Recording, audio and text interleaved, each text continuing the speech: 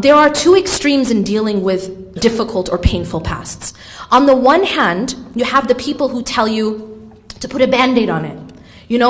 Just suck it up, get over it. Yeah, get over it. Could be worse. These kinds of terrible things that people say that are not helpful, right? And sometimes even cultures kind of push this type of put your happy face on type of attitude, right? Numb it. Just appear happy and everything will be okay. And this is a little bit like getting a gunshot wound and putting a Band-Aid on it. Are you going to heal that way? Yes or no, guys? No.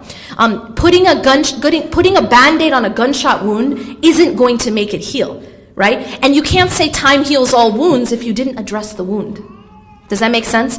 And so there's that side of the extreme where wounds are not being addressed. And they cannot heal if they're not addressed. So part of healing is addressing the wound itself. And now how do you address it? Well, it depends on the situation. Sometimes it involves getting professional help. Sometimes it involves whatever, it depends on the situation. But it has to be addressed. It cannot be ignored and you expect that it's going to go away because, again, a Band-Aid on a gunshot wound, it doesn't make it go. In fact, time is it's going to become infected.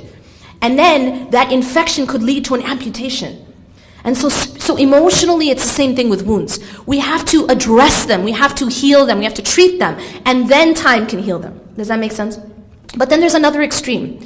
And that is what I call picking the scab. Yeah? And that's that when something is trying to heal, but what happens is sometimes we get stuck in it. We can also get stuck in our past. And that's another unhealthy pattern, where a person is not able to move forward because of this being stuck in the past. And again, that's something that's part of addressing it, is so that one can address it and then can move on. There's this quote that kind of summarizes this, that the past is a place of reference, not a place of residence. It's a place of reference, not a place of residence. What does that mean? It means that our past is a lesson for us. It happened for a reason. And everything that has happened to us in the past is something we can learn from, something we can grow from. But we have to be able to move forward. We have to be a people of progress. And part of being a people of progress is getting the help you need when you need it. And addressing those wounds in the proper way. But being able then to move forward and not being a people who are stuck. We cannot be a people who get stuck.